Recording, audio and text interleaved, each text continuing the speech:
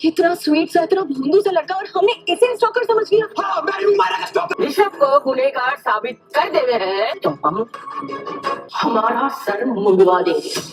Serial ये रिश्ता क्या कहलाता है में आ गया है बहुत ही धमाकेदार ट्विस्ट। जी हाँ, आने वाले ट्विस्ट में देखने वाले हैं कि यहाँ पर जो होता है, अब यहाँ पर अरमान वो एक्सपोज कर देता है ऋषभ को और उसके बाद ऋषभ अपना गुनाह खुद कबूल कर लेता है। जिसके बाद दमयंती, जैसा कि उसने कहा था कि वो टकली होगी, तो भाई वो सच में टकली होने वाली है, लेकिन अरमान अबीरा उसे रोकते हुए नजर आएंगे। लेकिन कैसे, चलिए बताते हैं पूरी कहानी। लेकिन हाँ, अगर अभी तक आपने हमारे चैनल को सब्सक्राइब नहीं किया है तो जल्दी से कर लीजिए। जहाँ आप आने वाले ट्विस्ट में देखने वाले हैं कि यहाँ पर अरमान जब एक के बाद एक सारी चीजें भूलता जा रहा होता है, तभी उसे समझ आता है कि उसे अपनी बेटी को जल्द से जल्द इंसाफ दिलाना होगा, वरना तो पता नहीं उसे कुछ याद रहेगा भी या फिर नहीं। जिसके बाद वो मुक्ति के साथ मिलकर एक प्लान बनाता है और यहाँ पर अब वो एंड टाइम पर उसमें शामिल भी कर लेता है अभीरा को और कहता है कि तुम मेरी हेल्प करोगी ना ऋषभ को एक्सपोज करने में। पहले तो अभीरा मना करती है, लेकिन फिर वो कहती है कि ठीक है।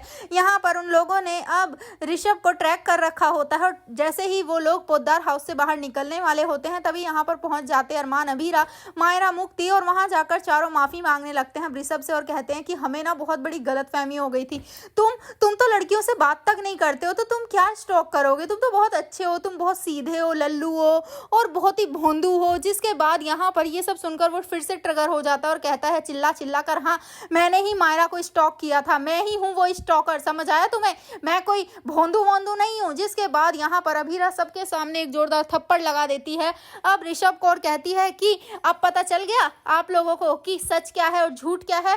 इस लड़के ने बोला था इसने कुछ नहीं किया है, लेकिन देखा आज इसने खुद कबूल कर लिया है। और इतना ही नहीं, इस बार तो हमारे पास इसके खिलाफ सबूत भी हैं, वो भी एक नहीं कई सारे। जिसके बाद यहाँ पर बहुत ही इंटरेस्टिंग सा ट्विस्ट देखने को मिलता है, जहाँ पर दमयंती कहती है कि मैंने पहले ही कहा था कि अगर हमारा छोरा गलत निकला तो मैं टकली होंगी, तो अब मुझे टकला होना ही पड़ेगा। जिसके बाद यहाँ पर अब वो जैसे ही टकले होने वाली होगी, उसी दौरान अरमान अभीरा उसे रोक लेंगे और कहेंगे कि ये टकला टकली होने से कोई फायदा नहीं है, अगर अपने बच्चों को अच्छे संस्कार दोगे ना, वो ही बहुत बड़ी बात होती है। और लड़का लड़की में कोई भेदभाव नहीं, जो गलत है वो गलत है।